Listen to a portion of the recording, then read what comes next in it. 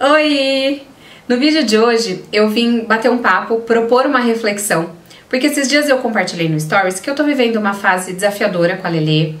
Ela argumenta demais, ela quer muita autonomia, muita independência, e isso às vezes acaba assustando a gente. E aí eu falei assim no Instagram: gente, eu não sei se com vocês também acontece, mas a Lelê só faz o que ela quer, ela não ouve, ela ignora. E aí um bando de mãe me devolveu falando assim: que em casa tá igual, estamos no mesmo barco, eu falo 700 mil vezes e meu filho não ouve. E aí eu fiquei refletindo sobre isso, sobre como às vezes a gente dá um peso grande para certas situações ou a gente julga negativo, e aí eu fiquei pensando até que ponto é negativo. Eu lembrei muito de certas coisas que eu ouvi no workshop de disciplina positiva e que eu queria trazer aqui. Eu só quero fazer um alerta, assim, um adendo. Eu não sou super especialista em disciplina positiva, né? Então assim, eu vou trazer a minha experiência, eu vou propor essa reflexão.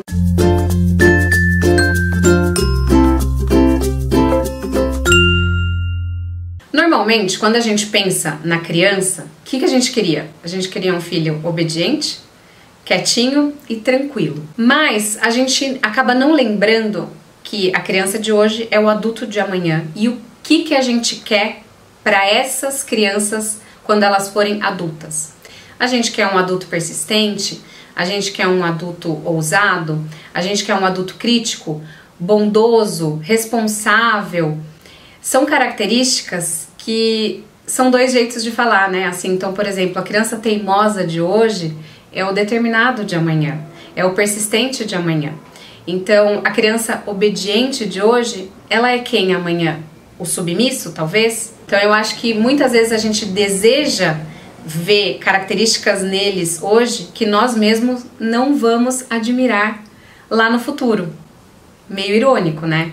A gente desejar e até exigir em determinadas situações alguns tipos de comportamento que a gente não quer esse mesmo comportamento depois. Uma coisa muito importante de ressaltar é que antigamente o adulto de sucesso era o adulto que tinha informação, né? Então era o adulto que estudava, era o adulto muito inteligente. E hoje essa situação mudou, porque a gente tem um acesso muito grande à informação. A informação já não é uma questão. Todo mundo tem acesso, se quiser, com a internet e tudo mais. Hoje, uma habilidade muito valorizada e que vai ser cada vez mais é justamente o equilíbrio emocional. É a pessoa que sabe pegar a informação, ser crítico a ela e usar essa informação ao favor, né? A seu favor. Então, uma coisa que a gente precisa fazer é treinar nas nossas crianças essa habilidade. E como que eles vão treinar se eles não tiverem a oportunidade de lidar com elas? Não tem como. Então, hoje em dia, a gente tem que expor a nossa criança, a gente tem que ensinar, a gente tem que esclarecer e a gente tem que dar oportunidade de treino. Porque, por exemplo, uma criança que hoje quer autonomia e a gente vai tolhindo essa autonomia, né? Então, a gente não dá, a gente não deixa decidir, não permite mesmo que ela tenha autonomia. Como é que você vai querer que esse adolescente, né? Essa criança que vai virar adolescente, que vai virar adulto, defina que faculdade que ele vai fazer, decida as coisas da sua vida sabendo que tudo tem uma consequência? Não tem como. É tudo um processo, um aprendizado. Então a gente tem que dar essa opção hoje. E aí, como é que a gente faz isso? É claro que hoje a criança não vai saber decidir tudo, mas você vai dando escolhas limitadas e à medida que ela vai crescendo, que ela vai se desenvolvendo, você vai abrindo esse horizonte dela para que lá no futuro ela consiga ela mesma analisar, perceber quais são as consequências e escolher os seus caminhos.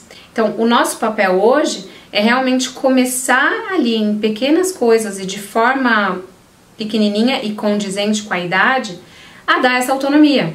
Eu acho que isso que às vezes a gente esquece. Um papel importante nosso é de não tentar abafar características que são dos nossos filhos. Cada um é de um jeito, cada um tem uma essência e a gente vai ter a nossa essência a vida inteira. Então a gente se molda, a gente se flexibiliza, a gente amadurece, mas a essência é nossa.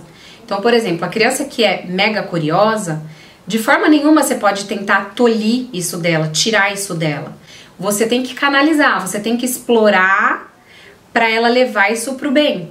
Então, deixar ela ter a oportunidade de sanar as curiosidades, responder com respeito, né? Assim, às vezes a gente fala, porque sim, por que não? Não, dá uma explicação, deixa ela entender o porquê daquilo. Até porque tudo que a criança entende, ela vai internalizar. Que é justamente o que a gente estava falando. Você quer um adulto obediente? Não, porque a obediência, ela é meio cega.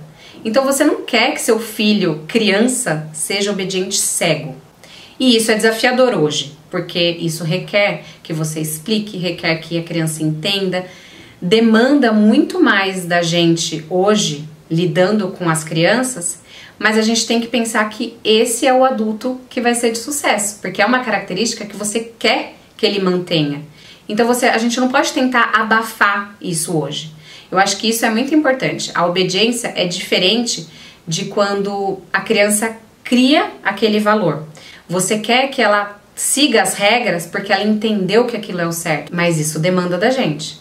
E é muito importante a gente ter esse olhar, porque esse olhar traz pra gente justamente essa leveza, essa paciência que a gente precisa no dia a dia para carregar a situação, para parar, para analisar e para trazer esse conhecimento para a criança. E uma outra coisa perigosa da obediência é que a criança vai te obedecer quando você tá perto. Mas e quando você não tiver?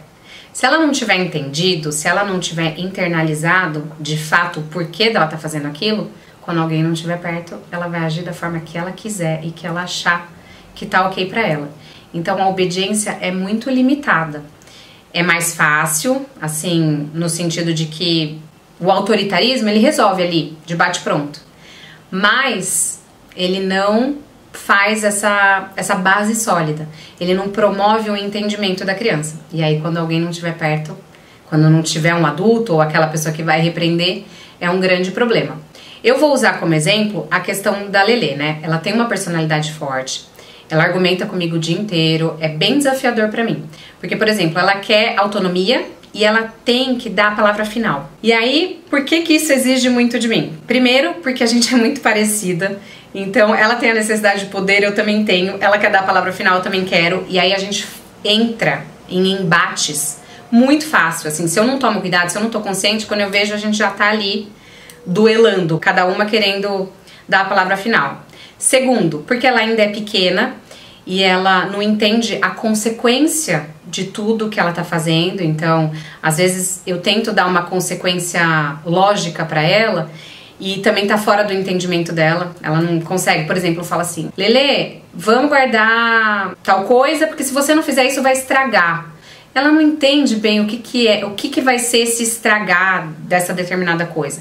Então a gente também tem que falar condizente com a idade da criança. E a outra coisa é que ela não tem habilidade emocional e cognitiva para fazer as escolhas dela. Então como que eu lido com isso? Como seria um jeito bom de lidar do que eu vejo com a Lelê, tá? Da personalidade dela. Primeiro, eu dou escolhas limitadas para ela, sempre ali abrangente no que ela tá querendo, mas fazendo o que eu quero. É importante falar isso, né? Que muita gente acha, ai, mas aí você fica permissivo demais. Não, por exemplo, eu quero que ela tome banho. Ela não quer tomar banho naquele momento, ela quer fazer outra coisa. Daí eu falo pra ela, olha, você quer arrumar seus brinquedos e tomar banho, ou você prefere tomar banho e depois a gente arruma seus brinquedos? Ela vai tomar banho, ela vai arrumar os brinquedos, mas eu dou pra ela o poder de decisão. E isso já acalma esse desejo que ela tem por definir. E sempre que eu faço isso, eu também coloco assim no final, você decide. Então, você quer tal coisa, você decide. Porque aí eu dou esse peso pra ela de que quem tá definindo a situação é ela. Na verdade, e eu decidi que ela vai tanto arrumar a brinquedoteca quanto tomar banho. Mas a ordem pouco me importa, então eu dou essa decisão pra ela. Uma outra coisa é não usar a palavra não. Porque quando eu coloco não, ela já arma um show. Ela já começa uma cena, porque ela ouviu aquilo e ela tem vontades muito grandes e ela não consegue simplesmente ouvir uma negativa. Então, ao invés de falar não, eu foco no que ela pode fazer. Então, de repente, eu quero comer um doce. Ao invés de falar, não, você não vai comer um doce agora, eu falo, vamos comer uma fruta? Vamos comer uma bolachinha salgada? Enfim, eu direciono para o que ela pode fazer, ao invés de dizer que ela não pode fazer tal coisa. Dá pra entender? Dá muito trabalho, requer muita imaginação e rapidez no raciocínio, porque às vezes a gente falo não no automático. Mas eu percebo que evita muita briga, assim, evita que a gente entre em vários embates. Quando eu tô consciente, quando eu tô calma e quando eu tô ali conduzindo a situação de forma tranquila. Uma outra coisa que eu vejo que dá muito certo também é fazer acordos, combinar com ela o que vai acontecer quando a gente tá calmo. Então, por exemplo, a gente vai no shopping. Antes de chegar no shopping, ela começar a pedir coisas, eu já falo, ó, hoje a gente tá indo porque a gente vai fazer tal e tal coisa, hoje a gente não vai comprar sorvete, mas a gente pode passear e a gente pode ir numa brincadeira que tá tendo ali no shopping e que eu sei que é tranquilo, que eu não vou gastar muito dinheiro. Então eu já dou pra ela como vai ser o caminhar das coisas. Isso evita com que ela crie expectativa, e isso evita que eu tenha que argumentar com ela no momento que ela já tá pedindo alguma coisa.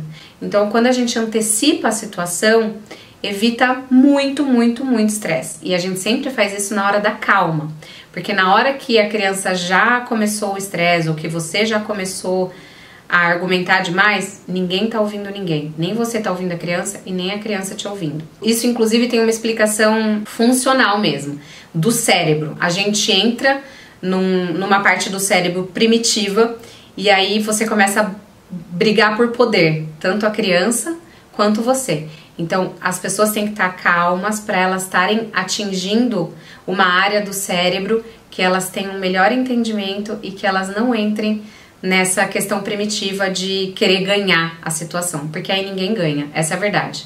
Inclusive, eu fui numa palestra da Isa Minatel, que ela fala assim, não entre em discussão com seu filho, com seu marido, com seu chefe, porque mesmo quando você ganha a discussão, você perde em vínculo. Então, você nunca sai ganhando, nem mesmo quando você acha que ganhou. Bom, eu falei muito aqui, mas é que eu queria justamente trazer essa reflexão e dar esse olhar mais leve. Porque, como eu falei, quando a gente entende que a gente está formando adulto e a gente tende a esquecer isso no dia a dia, eu acho que a gente fica muito mais tranquilo e muito mais leve para lidar com esses desafios do dia a dia. Eles fazem parte, eles são muito fundamentais para a formação do ser humano que a gente quer que ele se torne.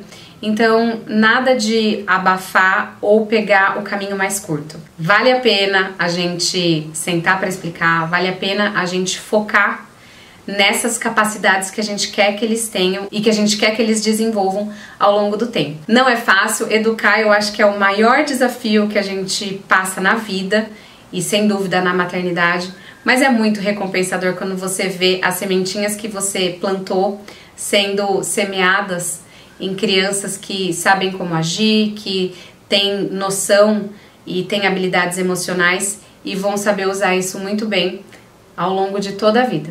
Espero que vocês tenham curtido, não se esqueçam de curtir e se inscrever aqui no canal.